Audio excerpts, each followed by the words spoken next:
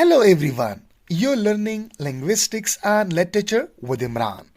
In my previous lecture, I talked about fanboys as an acronym to remember coordinating conjunction. In today's lecture, we will talk about SWABIs as an acronym to remember subordinating conjunction. So SWABIs as an acronym will not cover all subordinating conjunction, but it will cover a few. At least it will be easy for you to remember some of subordinating conjunction when you remember or when you listen the word SWABIs. Let's begin our today's lecture and learn what are SWABIs in English grammar. So what are SWABIs? SWABIs are subordinating conjunction that join two complete thoughts into one sentence. The letter stand for since. So in SWABIs, S stands for since, W stands for when, A stands for after, B stands for because, and I stands for if. So let's learn in detail these subordinating conjunctions in English grammar. On this slide, you can see SWABIs. S stands for since, W stands for when, A stands for after, B stands for because, and I stands for if. It doesn't mean that we don't have more subordinating conjunctions. We have also more subordinating conjunction, right? But it is only to remember these subordinating conjunction, so we use the acronym SWABIs. Subordinating conjunctions. The term SWABIs is the acronym used for the subordinating conjunctions, namely since, when, after, because, and if. For example, after I baked the cakes, Leila covered them in frosting. So this subordinating conjunction after joins two complete thoughts. So what are the two complete thoughts? First one is I baked the cakes, and second one is Leila covered them in frosting. You can see here comma. When we are using subordinating conjunctions at the beginning of one clause, right? Or at the beginning of a sentence. So these two clauses are separated with comma. You can see here comma, right? Some more detail about subordinating conjunctions. A subordinating conjunction joins two clauses or ideas in such a way as to make one grammatically dependent upon the other.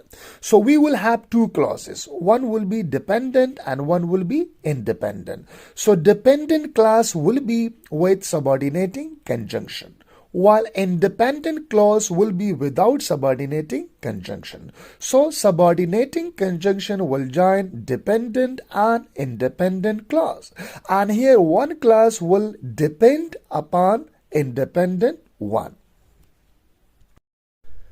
So here a question arises that do SWABI need commas? Let's discuss whether a SWABI needs a comma or it doesn't. When you are starting a sentence with a SWABI, you will have to place a comma. So when you begin a sentence with a SWABI, like with since, with when, so you need to place a comma before another clause, right? Between the independent clause. For example, when you arrived, I had already left. So if I say when you arrived, I have to place a comma here. I had already left.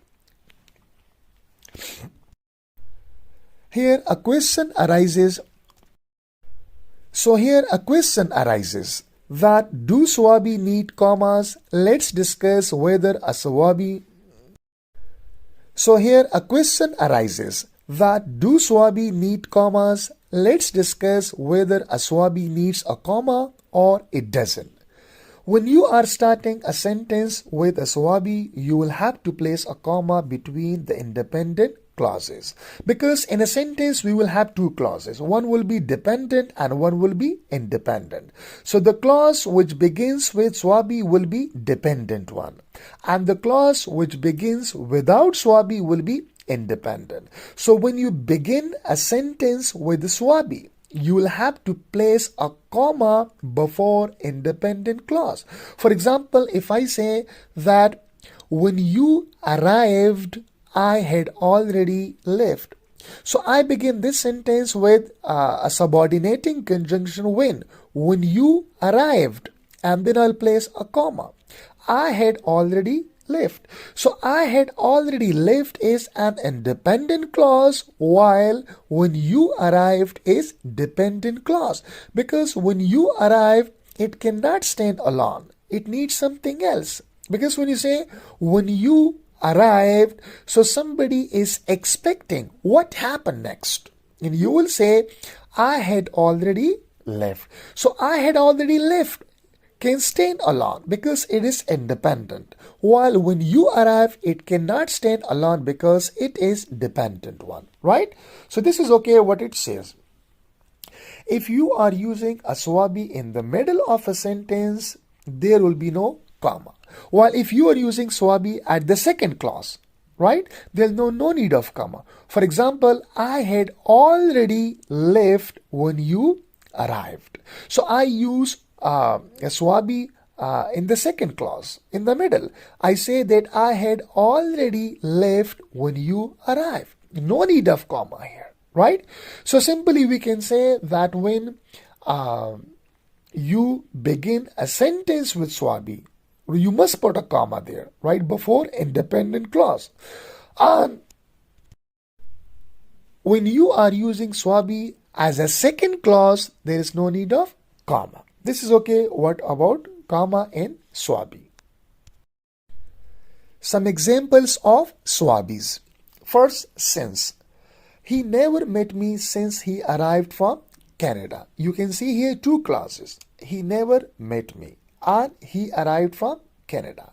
So since is a subordinating conjunction and it joins two complete thoughts. One is this one, he arrived from Canada. One is this one, he never met me. So I use SWABI in a second clause, right? You can see here, okay? Or I use SWABI in the middle of two clauses. So no need of comma here. You can see here. Or if I say that since he arrived from Canada, he never met me. So then after met me, I'll put a comma. For example, since he arrived from Canada, I'll put comma here, and then I'll say he never met me. So when SWABI is used in the middle, no need of comma. When SWABI is used at the beginning, you must put a comma. With when. Now, he fought with her when they met last week. You can see here, he fought with her when they met last week. Again, SWABI is used in the middle. So no need of a comma here. And if you say when they met last week, you put a comma here. He fought with her. Now after, you can call me after I reach home. Again, SWABI is used in the middle. You can also say after I reach home, you can call me, but you will put a comma then. And with because, you should not play here because it's far from your home. Again, SWABI is used in the middle, so no need of a comma. And if you say because it is far from your home, then you will put a comma here. And you should not play here. Our last example with if it rains, I go for walk. You can see here that here SWABI is used first, right, with the first clause, if it rains. I go for walk. That's why a comma is placed here, right? So in these all examples, we saw that there are two clauses. One is dependent and one is independent. So the clause with a subordinating conjunction is dependent. Since he arrived from Canada is a dependent clause because it depends on this independent one. You can say that he never met me. It's a complete thought. But when you are using here since he arrived from Canada, again, so this is now dependent clause. It depends on this one. So this is also complete thought and this is also complete thought, but when we are using subordinating conjunction, then it does not give a complete sense, right? Then we have to use another dependent clause, independent clause with this dependent one in order to give it full sense. Here we have also two clauses, one is dependent and one is independent. So when they met last week, it is dependent one.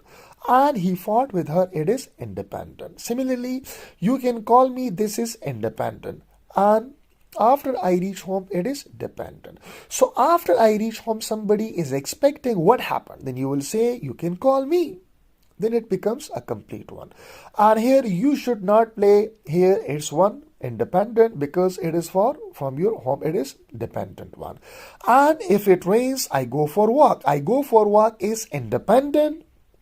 It can stand alone, while if it rains, it cannot stand alone. That's why it is dependent one.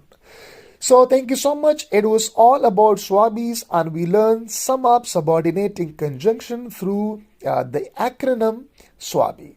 Thank you so much. Please don't forget to subscribe and like the channel.